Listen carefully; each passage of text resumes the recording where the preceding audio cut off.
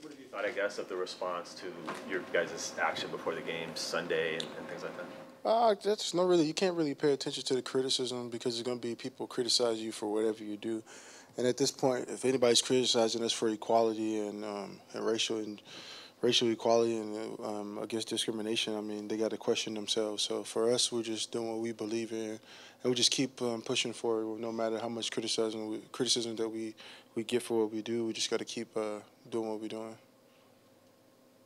We've seen multiple players and Pete Carroll on CNN.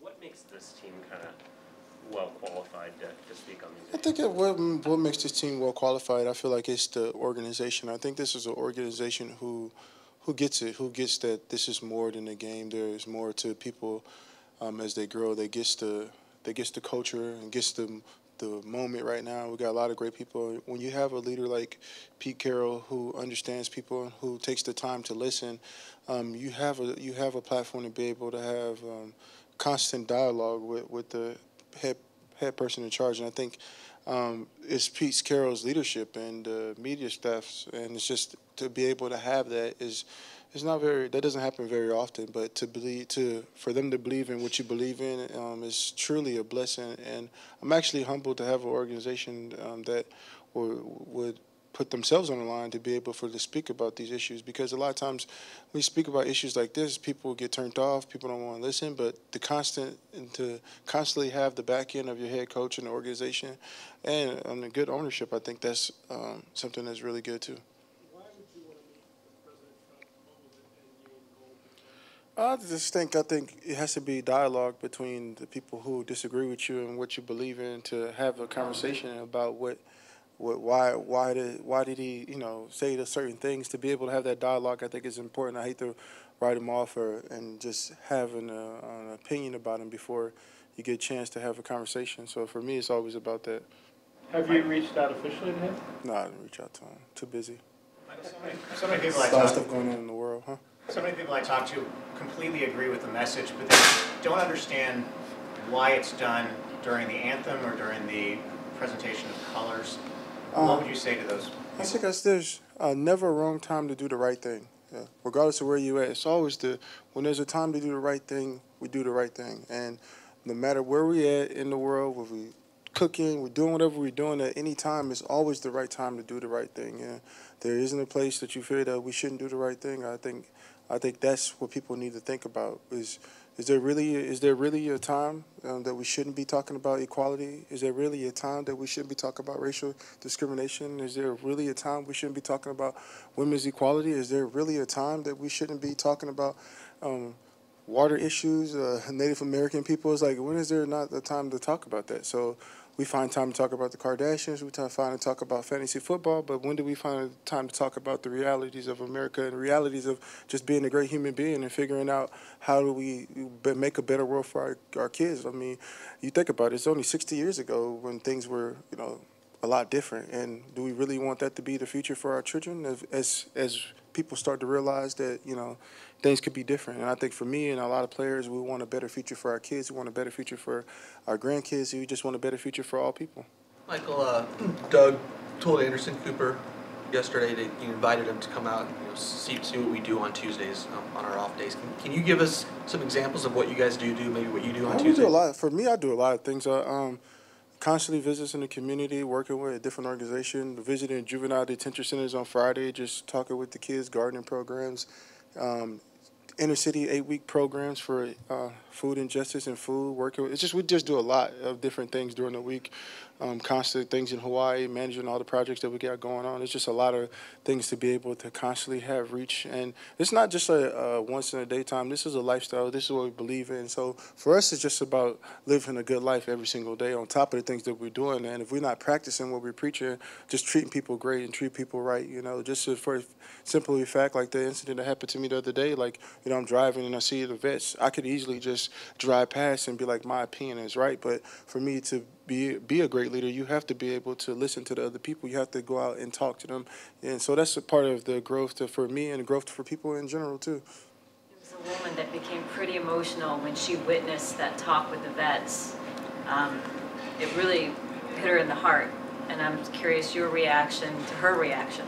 My reaction for that is it's an inspiring reaction. I think every day I challenge myself spiritually and mentally to constantly grow.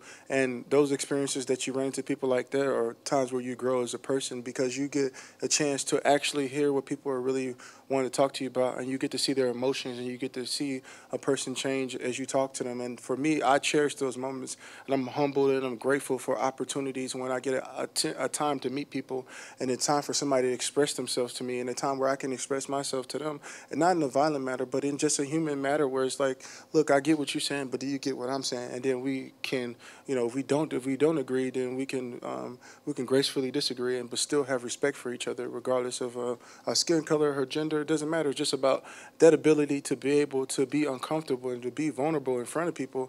It's something that doesn't happen very often for people in this day and time. Could you recount to us how that conversation came about?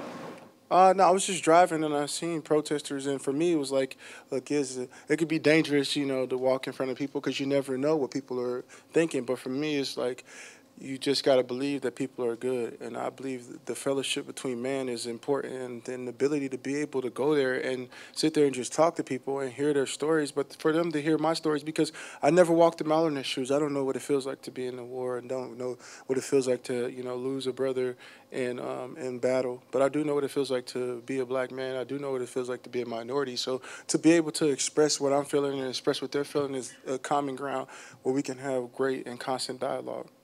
When you first addressed us after the Las Vegas incident, you seemed pretty shaken up.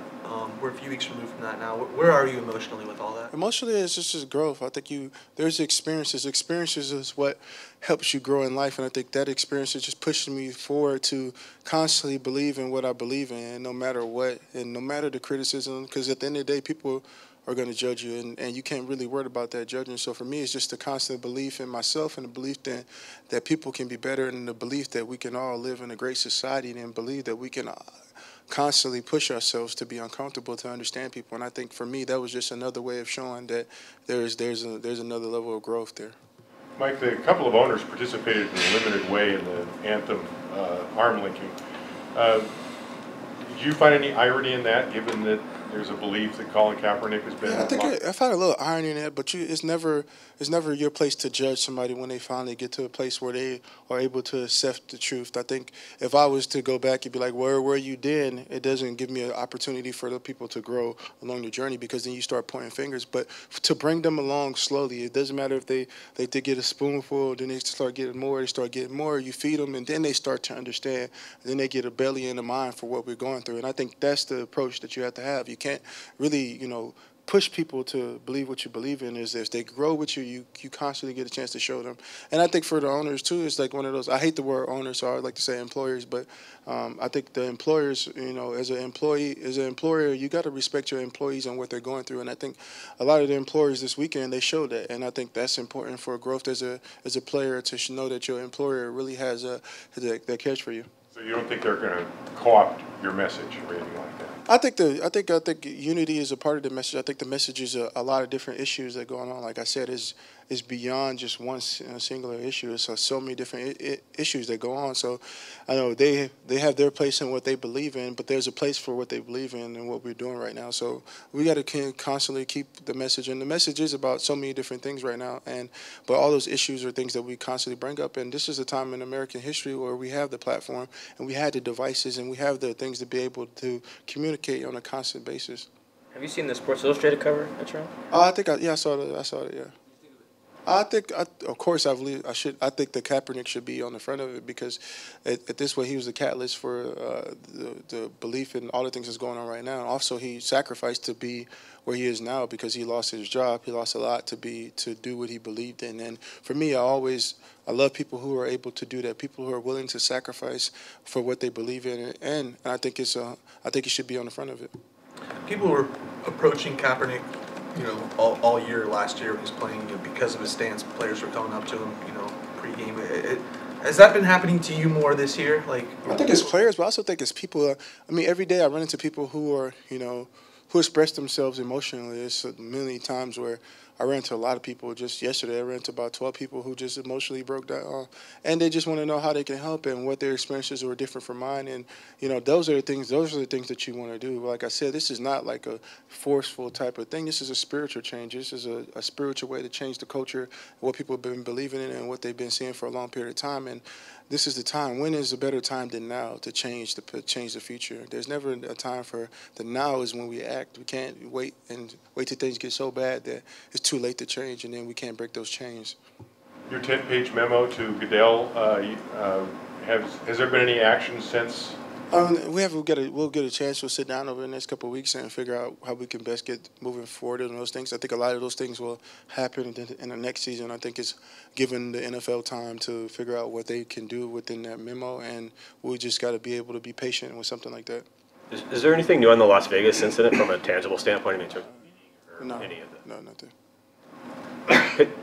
From a football standpoint, just the game you guys put against Tennessee, what did you think, I guess, of how the front seven played in that game? I think the front seven played really good. I think in an NFL game, there's always one or two plays that define a game, and as a critic, they're going to look at those two plays and let those two plays define the game. But if you really look at the game for 3.5, they really didn't have a lot of yards in any form of the game. There was a play that got us on a busted screen that we jumped outside. Some guys stopped because they thought the play was over, broke, and then there was we were misaligned on a long run. And so those things killed us in a long period of time. So really, you can't in the NFL. You really can't worry about the last game. All you could do is really move forward and keep pressing for the game and the game that's at hand. Because if you go back and you worry about people saying, well, you didn't do this last time, you didn't do that, you're too busy to worry about the other game. We should be worried about this game. And for us, it's just about the Colts right now. They have a really good front seven. Frank Gore is definitely a Hall of Famer at this time. And I think we just got to keep pushing forward. Looking at Indy, and when it comes to pressuring the quarterback, their O-line has given up a lot of sacks already in this first 3 games. What has been your focus this week? I think it's the little things. I think for us it's just approaching the game and a little thing, and don't take for granted the game. Don't be like, well, they gave up this many. Each game is different. They might scheme a little different, and so for us it's just going back to the little things that make us great. Doing us. I think for us it's not. There's a lot of people in the NFL who emulate what we do. You hear people in the draft like, oh, I want a Richard Sherman type player or Earl Thomas or Bobby Wagner, and for us that is just being normal. So for us just to be our normal selves is extraordinary, and so for us that's what we got to continuously do, is not try to do too much, just to be ourselves, and I think that'll pay off for us. Anything else? Thank you, Mike.